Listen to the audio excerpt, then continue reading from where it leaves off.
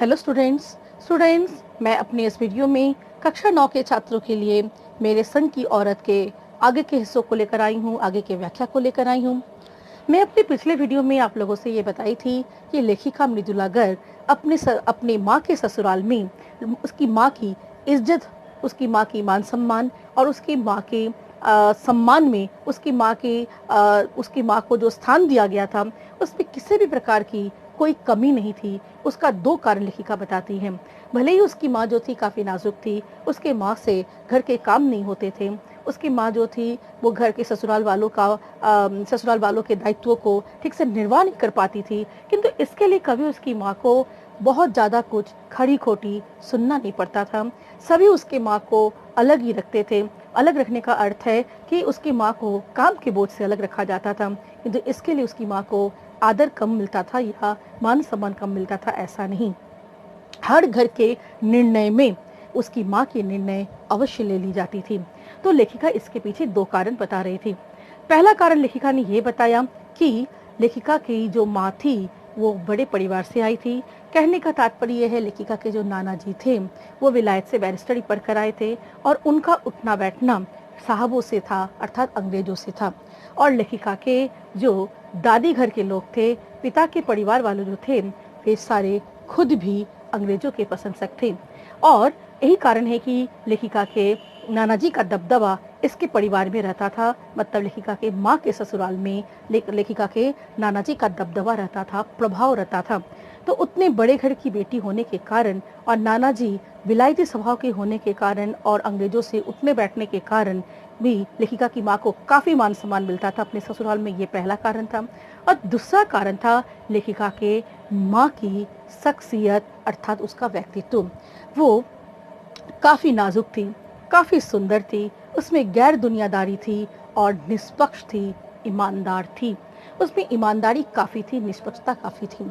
किसी भी बात को वो करते समय, किसी भी बात को कहते समय या कोई निर्णय लेते समय वो किसी के पक्ष में जाकर वो काम नहीं करती थी। वो हमेशा वही करती थी जो उसे सही लगता था। वो निष्पक्ष होकर राय देती थी। तो ये निष्पक्षता, ईमानदारी, ये सच में बहुत बड़ी बात थी, जो लेखिका की माँ में ये सारे गुण होने के कारण भी लेखिका की माँ को उसके ससुराल में काफ़ी सम्मान मिलता था। ये हम पिछले दिन भी देख चुके हैं। तो आगे बढ़ते हैं। खैर, इस तरह मेरी माँ की, सॉरी दूसरा पेज होगा, तो पेज नंबर 16 में हम आते हैं। मैंने अपनी दादी को कई बार कहते सुना था, हम हाथी पे हल ना जुतवाया करते, हम पे बैल है। लेखिका की जो दादी थी कभी कभी उसकी माँ पर थोड़ा व्यंग कर देती थी, लेकिन इसका अर्थ ये नहीं था कि वो उससे स्नेह नहीं करती थी, वो उससे प्यार नहीं करती थी या आक्रोश भरा उसका मनोवृत्ति होता था, ऐसा बात नहीं है। लेकिन थोड़ा बहुत कुछ कह देती थी, थोड़ा बहुत कुछ चिढ़ाने के लिए कह देती थी। तो जैसे एक बार वो पहले भी कही है कि हमारी बहू तो ऐसी है, धोई पोछी और छीके पर टांग दी। मतलब बहुत संभाल कर रखने वाली वस्तु है ताकि टूट ना जाए। एकदम आराम से धोकर पोछ कर छीके पर, मतलब ऊपर में टांग के रख देना चाहिए ताकि वो गिर ना जाए, किसी का हाथ ना लग जाए। बिल्कुल वैसे नाजुक वस्तु की तरह हमारी बहू है। तो वैसे ही उसकी माँ को कई समय लेखिका की दादी खिलखिलाते हुए ही, हंसते हुए, गुस्से में आकर नहीं कहती, हम हाथी पे हल ना जुतवाया करते, हम पे बैल है। मतलब हाथी कभी भी खेत में हल जोतने का काम नहीं कर सकता है, ये काम बैल ही कर सकता है। भले ही हाथी जो है वो बड़ा विशालकाय वो प्राणी है, किंतु वो कभी भी हल नहीं जोत सकता है, वो बड़ा काम नहीं कर सकता है। ठीक है, हाथी जो है वो बड़े काम के लिए, कठिन काम के लिए नहीं है। तो लेखिका की दादी कहती थी, हम जो है हम हाथी पर हल नहीं जुतवाते हैं, मने हम ऐसे लोगों से काम नहीं करवाते हैं जिससे काम होगा नहीं।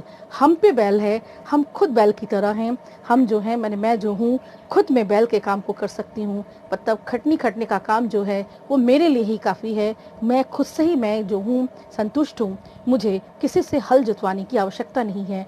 मतलब वो कहती है कि मेरी बहू जो है उससे ये होगा नहीं, मैं उससे करवाना भी नहीं चाहती हूँ। मुझे कठिन काम, बड़ा काम या कोई भी प्रकार का मेहनत वाला काम मुझे मतलब हल जुतवाने का काम, मतलब मेहनत वाला काम जो है मैं अपनी बहू से नहीं करवाना चाहती। मैं खुद ही जो हूँ, मुझे अपने काम से या मुझे संतुष्टि, मैं खुद ही जो हूँ जो समर्थशाली हूँ, मैं खुद ही इस काम को कर सकती हूँ। कहने का तात्पर्य ये है। मुझे इस जुमले का भावार्थ समझ में आ गया था, ठीक है, बचपन में ही मुझे। लेखिका कह रही है इसका अर्थ, ये जो कथन वो कहती थी, पंक्ति कहती थी कि हम हाथी पे हल ना जुतवाया करते, हम पे बैल है, इसका अर्थ जो है लेखिका को बचपन में समझ में आ गया था कि उसके माँ के बारे में कहा जा रहा है, उसकी माँ से बड़ा बड़ा काम नहीं होता। दादी ऐसा इसलिए कह रही है कि दादी खुद जो है काफ़ी दादी खुद जो है काफ़ी समृद्धशाली है, दादी खुद ही काफ़ी है बड़े बड़े कामों के लिए। और यही कारण था कि जब देखा था कि हम बच्चों की ममतालु परवरिश के मामले में माँ के सिवा घर के सभी प्राणी मुस्तैद रहते थे, मतलब तत्पर रहते थे। कहने का तात्पर्य है लेखिका लोग काफ़ी बहुत सारे भाई बहन थे, ठीक है। लेखिका जो थी वो अकेली भाई बहन तो थी नहीं, वो अकेली लड़की संतान तो थी नहीं, लेखिका के और भी भाई बहन थे। तो इतने सारे बच्चे होने के बावजूद भी, इतने सारे बच्चे की जो परवरिश होती है वो साधारणतः माँ ही करती है, किंतु माँ के सिवा घर के परिवार के दूसरे सारे लोग उसके संतान को पालने में मुस्तैद, मतलब तत्पर रहते थे, तैयार रहते थे। दादी और उनकी जिठानियां ही नहीं, खुद मर्दजात पिताजी भी। सिर्फ दादी और उसकी जिठानियाँ, दादी और दादी की जो जिठानियाँ हैं, सिर्फ वही लोग लेखिका और उसके भाई बहनों को का पालन पोषण नहीं करती थी, बल्कि घर के जो मर्दजात थे वो लोग भी, अर्थात लेखिका के पिताजी भी, लेखिका और लेखिका के जो भाई बहन जब छोटे थे उन लोगों की परवरिश किया करते थे।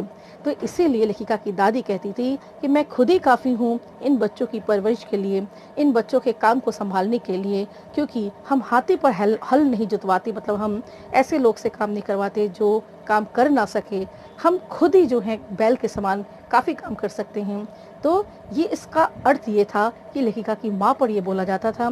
तो इसलिए ये लेखिका कह रही है तभी बचपन में हम सभी भाई बहनों की परवरिश माँ के सिवाय दादी दादी की जिठानियाँ और घर के मर्दजात अर्थात पिताजी भी किए थे। पर ठोस काम न करने का यह मतलब नहीं था कि माँ को आज़ादी का जुनून कम था। वह भरपूर था और अपने तरीके से वे उसे भरपूर निभाती रही थी। जाहिर है कि सब जुनून आज़ादी का हो तो उसे निभाना भी आज़ादी से चाहिए। जिस देश से पूछकर उसके तरीके से नहीं, खुद अपने तरीके से। लेखिका कह रही है कि पर ठोस काम न करने का यह मतलब नहीं था कि माँ को आज़ादी का जुनून कम था।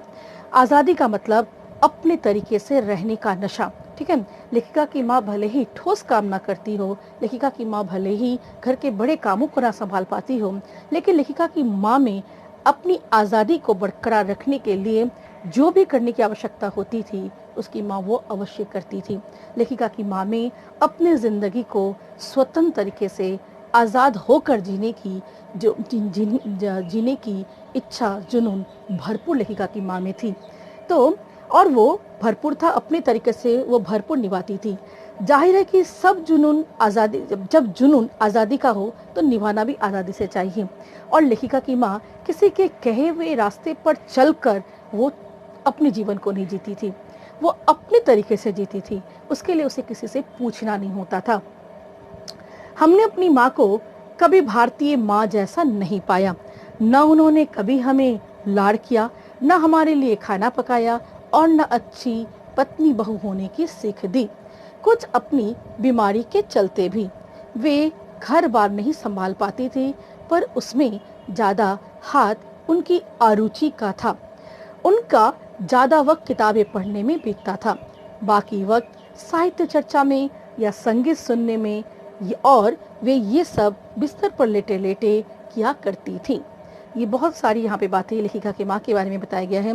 लेखिका यहाँ पे कह रही है कि भले ही वो बड़े बड़े काम ना करती हो, घर में वो कुछ घर परिवार को संभालने के लिए साधारणतः बहू जो, या जो घर की जो घर में जो औरतें होती हैं, घर की जो परिवार की जो बहुएं होती है, जो काम को किया करती है, उन कामों को लेखिका की माँ नहीं करती थी।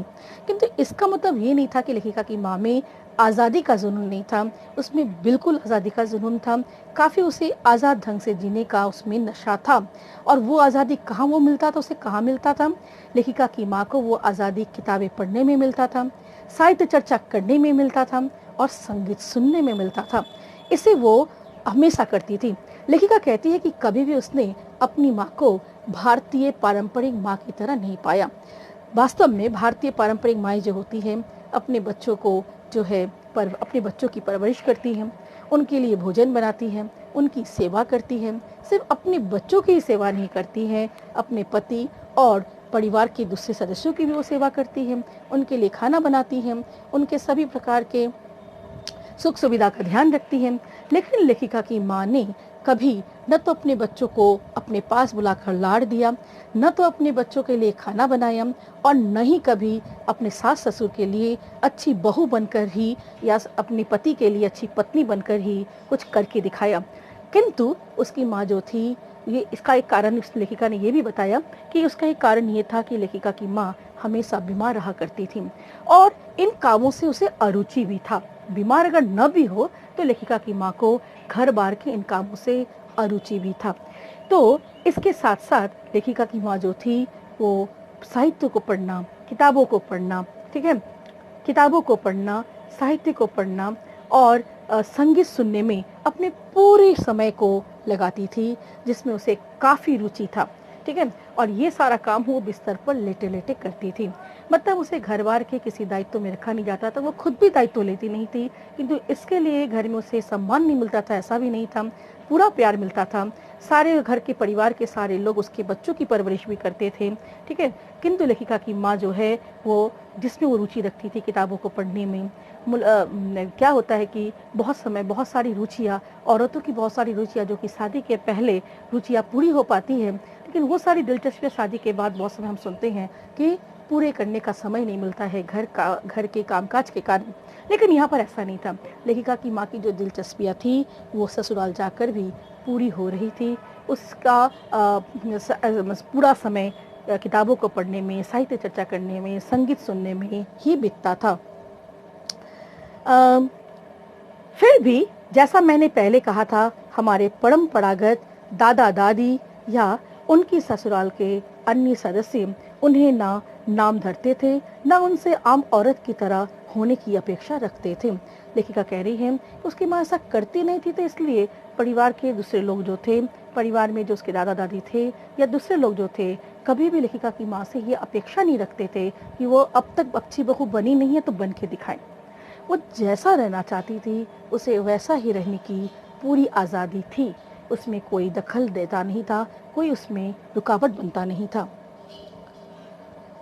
उनमें सबकी इतनी श्रद्धा क्यों थी, जबकि वो पत्नी, माँ और बहू के किसी प्रचारित कर्तव्य का पालन नहीं करती थी? साहबी खानदान के रोब के अलावा मेरी समझ में दो कारण आए हैं। वे कभी झूठ नहीं बोलती थी, वे एक की गोपनीय बात को दूसरे पर जाहिर नहीं होने देती थी। लेखिका पहले भी अपनी माँ के बारे में दो कारण बता चुकी थी कि ससुराल में इतना दबाव ना होने, उस पर कोई दबाव ना होने का दो कारण है, ठीक है। अब लेखिका कह रही है और बता रही है कि लेखिका की माँ को इतना श्रद्धा दिया जाता था, उसके पीछे भी दो कारण हैं, ठीक है। एक तो है कि एक तो साहबी खानदान, ये सब तो है ही। लेखिका कह रही है दो बड़े कारण और थे। वो कभी झूठ नहीं बोलती थी। दूसरी बात, किसी की भी कोई गोपनीय बात अगर कोई लेखिका की माँ से कहे और ये कह कर जाए कि ये मैंने तुम्हें ही कहा, किसी से कहना नहीं, तो कभी वो उस बात का पर्दाफाश नहीं करती थी। वो किसी की गोपनीयता को अपने तक ही रखती थी। ये बहुत बड़ी बात थी। तो ये दो बहुत अच्छे कारण थे, ये दो बहुत अच्छी गुण उसकी माँ में थी, जिसके कारण परिवार के सारे लोग लेखिका की माँ को काफ़ी श्रद्धा करते थे। पहले के कारण उन्हें घर वालों का आदर मिला हुआ था। पहले के कारण मतलब झूठ ना बोलने के कारण। कभी वो झूठ नहीं बोलती थी, इसलिए घर परिवार के सारे लोग उसे काफ़ी सम्मान करते थे, काफ़ी आदर करते थे, प्यार करते थे। दूसरे के कारण बाहर वालों की दोस्ती। और दूसरे के कारण मतलब किसी की गोपनीयता किसी से न कहने से, है ना, कभी कभी होता है ना कि किसी की गोपनीयता मालूम पड़ जाने के बाद, पता चल जाने के बाद मोहल्ले में सभी परिवार को जाके बता देना, बाहर के सभी लोगों को बता देना। तो लेखिका की माँ में चूंकि गोपनीयता को अपने में रख देने की जो क्षमता थी, इस कारण बाहर वालों की दोस्ती में भी कोई कमी नहीं आई। बाहर वाले जो थे लेखिका की माँ से काफ़ी प्रेम करते थे, काफ़ी उन्हें सम्मान करते थे। दोस्त भी हमारी भी थी, माँ की भूमिका हमारे पिता बखूबी निभा देते थे। लेखिका कह रही है जो माँ की भूमिका होती है बच्चों की परवरिश करना, बच्चों के लिए खाना बनाना, बच्चों की सेवा करना, तो ये सारी भूमिका उसके पिताजी बखूबी निभा देते थे। और लेखिका लोग जब बड़ी हुई, भाई बहन लोग जब बड़े हुए, लेखिका की दूसरी बहनें, लेखिका के भाई जब बड़े हुए, तो उस समय उसकी माँ उन लोगों की दोस्त बनी हुई थी और दोस्त बनकर दोस्त की भूमिका लेखिका की माँ बहुत अच्छे से निभाती थी। अर्थात कुछ भी समस्याएं हैं वो लोग बेझिझक अपनी माँ से कहती थी, बिल्कुल दोस्त की तरह वो उसकी माँ उसका हल करती थी। मुझे याद है बचपन में भी हमारे घर में किसी की चिट्ठी आने पर कोई उससे यह नहीं पूछता था कि उसमें क्या लिखा है। भला वह लेखिका कहती है कि भले ही एक बहन ने दूसरी बहन के नाम में चिट्ठी लिखी हो, किंतु और दूसरी बहन को चिट्ठी लिखी और अपने अपने बारे में सब कुछ बता रही हो, और जहाँ घर में माँ जो है वो उसके बारे में जानने के लिए बेहाल है कि वो अगर वो बीमार थी तो वो बीमारी से उबड़ी या नहीं, किंतु फिर भी कोई उस चिट्ठी को पढ़ने का जिद नहीं करता है। कहने का तात्पर्य है कि निजत्व को बरकरार रखने की छूट सभी को उसके परिवार में थी। बचपन ही देख लें यहाँ पे, छोटे से घर में 6 बच्चों के साथ सास ससुर आदि के रहते हुए भी हर व्यक्ति को अपना निजत्व बनाए रखने की छूट थी। घर छोटा था, छोटे घर में जो है निजत्व बनाए रखने में बहुत ही तकलीफें होती हैं, किंतु घर छोटा होता हुआ भी घर में 6 बच्चे थे, लेखिका लोग 5 बहन और एक भाई लेखिका का, ठीक है। तो इन 6 बच्चों के साथ और सास ससुर थे, साथ में घर के दूसरे लोग भी थे, सभी को अपने अपने निजत्व बनाए रखने की मतलब प्राइवेसी बनाए रखने की छूट थी, छोटा घर होते हुए भी। तो कभी कोई बहन किसी दूसरी बहन को चिट्ठी लिखता तो कभी भी घर में माँ ये नहीं पूछती कि चिट्ठी मुझे लाओ, मुझे थोड़ा पढ़ना है, वो बीमारी से उबड़ी या नहीं। तो भले ही उस बहन के लिए माँ जो है चिंतित है, माँ बेहाल हो जाती है, किंतु फिर भी ये नहीं पूछा जाता था कि उसमें क्या है, ये उसकी निजत्व है। तो इस परिवार में सभी को अपने निजत्व बनाए रखने का छूट था, और यही कारण है कि निजत्व बनाए रखने की छूट के कारण कभी बड़ों का दबाव छोटों पर नहीं था कि तुम्हें यही करना है, ऐसे ही चलना है, ऐसे ही बैठना है, ऐसे ही करना है। इसी निजत्व बनाए रखने की छूट का फायदा उठाकर हम 3 बहनें और छोटा भाई लेखन के हवाले हो गए, अर्थात ये लोग राइटर बने, लेखक बने। 3 बहन लेखिका और लेखिका के 2 बहन, ये लोग सब लेखिका बनी, और उसका भाई, ये चारों जो थे ये लोग लेखन के क्षेत्र में चले गए। कभी घर का कोई बड़ा ये नहीं कहा कि नहीं तुम्हें लेखन में नहीं जाना है, तुम लड़कियों को कुछ नहीं करना है, तुम्हें सिर्फ ससुराल में जाकर अपने कर्तव्यों को पूरा करना है, निर्वाह करना है। और बेटे से भी कभी ऐसा नहीं कहा बड़े ने कि तुम्हें नौकरी करना है, लिखना नहीं है। मतलब पूरी तरह से लेखिका के सभी भाई बहनों को, परिवार के सभी सदस्यों को अपने निजत्व को पालन करने का, निजत्व को रखने का पूरी छूट थी। अपनी तरह से ज़िंदगी को जीने का पूरी तरह से छूट मिली हुई थी। तो आज मैं इसको यहीं तक रखती हूँ। मैं अगले वीडियो में मैं और इसके आगे के हिस्सों को लेकर आऊँगी। स्टूडेंट्स, अच्छा रहता है अगर आप भी इसकी रीडिंग को करते जाएं, ये पार्ट काफ़ी बड़ा है। तो आज मैं यहीं तक रखती हूँ, आगे मैं फिर चर्चा करूँगी। आगे लेखिका के परिवार के दूसरे लोगों के संबंध में, दूसरे बहनों के संबंध में हमें पढ़ने का मौका मिलेगा। तो आज यहीं तक, धन्यवाद।